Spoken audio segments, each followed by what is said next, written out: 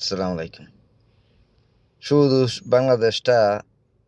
বাংলাদেশ নিয়ে কি কিছু কথা কইতে চাই, ভালো লাগে না। কোন ধরনের ভেজালে ফিরে যায় সাধারণ লোক। ইদানিং প্রায় জনরে দেখি কি নির্বাচন নির্বাচন নির্বাচন। আরে নির্বাচন দিয়ে কি করব? নির্বাচন কি বাংলাদেশে হয়েছে কোনোদিন? আমার জন্মের পরের থেকে আমি আজ পর্যন্ত কোনো নির্বাচন দেখছি না। এগুলো সে ডাকাতি, চুরি, অন্য কিছু। বাংলাদেশে নির্বাচন আছে নাকি? বাংলাদেশে কোনোদিন নির্বাচন আসলো না, আজও নাই, ভবিষ্যতে থাকতো না। তাহলে রাষ্ট্র সংস্কার করতে হবে। রাষ্ট্র সংস্কার করানোর প্রধান হাতিয়ারে হয়েছে যে সংবিধান পুনর্লিখন, সংবিধান চেঞ্জ, যেটা এরকম করে করতে হবে যাতে যেন ফাঁক ফোকর না থাকে। এই ব্যাপারে কথা বললে দেখি শুনি প্রায় কিছু কিছু ফ্রিডম ফাইটার আছে, আমি তারা সম্মান করি। তারা যে অর্জন করছে এটা অবশ্যই অনেক বড় কিছু, কিন্তু এটা অর্জন করে বাংলাদেশের অনেক উপকার হয়ে গেছে, অনেক লাভ হয়ে গেছে আমি মনে করি না। কি আরে মনে করি না?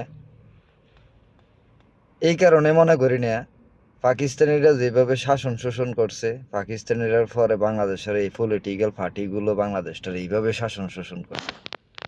এখন কইবেন পাকিস্তানের বাংলাদেশ আর আজকের বাংলাদেশ, আরে ভাই এই 52-53 বৎসরে আমার মতন প্রবাসী বদিল্লারে দিয়ে যদি আপনি বাজার করাইতেন, 100 টাকার বাজার দিছেন, বাজার করতেন 10 টাকার বাজার করছি, 90 টাকা মাইরা দিছি।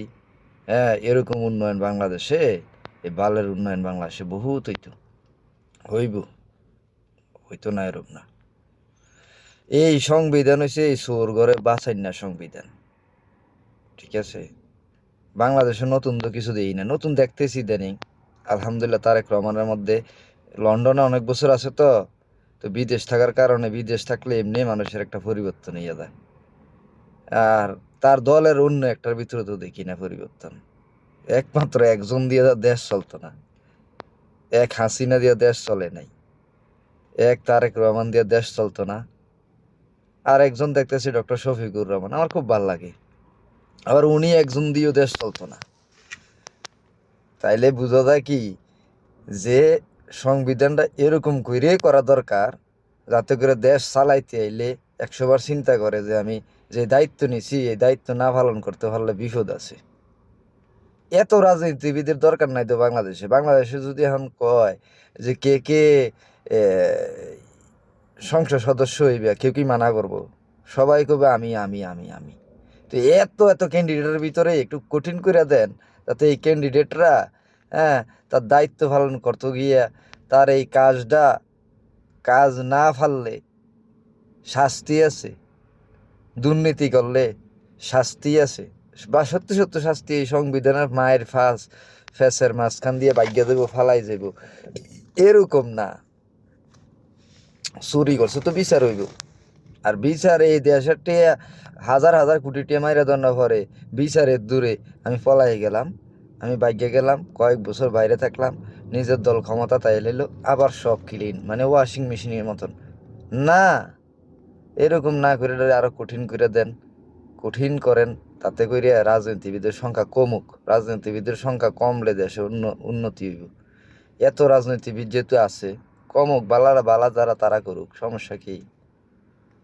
দেশটা উন্নত হোক, এটা আমরা দেশের মানুষ যদিও চায়, হ্যাঁ, ভারত চায় না। আর ভারত যেহেতু চায় না, আমরা দেশের রাজনীতিবিদরা অটোমেটিক এটা চাইতো না, কারণ তারা সবাই তো বেচা ভারতের কাছে। জামাত ছাড়া আর কোনো দলে নাই বাংলাদেশের, সব দলে বেচাই আছে, বেচা থাকবো না? আপনারা ইন্ডিয়ান এর ছত্র ছায়ায়, হ্যাঁ, বিভিন্ন আকাম কুকাম কইরা বেড়াইবেন, তারা আপনারা ভিডিও দেখাইয়া ধমকি দিয়ে হুমকি দিয়ে হালাই রাখবো, আপনারা মানবেন না? মানতেই আমরা মানতে বাধ্য, কারণ আমাদের চরিত্র নাই। ব্যারিস্টার ফুয়াদ একটা কথা কইছে, বাংলাদেশে 100 জন যোগ্য এমপি হওয়ার মতন যোগ্য মানুষ নাই। আসলে সত্য, কারণ আমরা দালালে পরিণত হয়ে গেছি।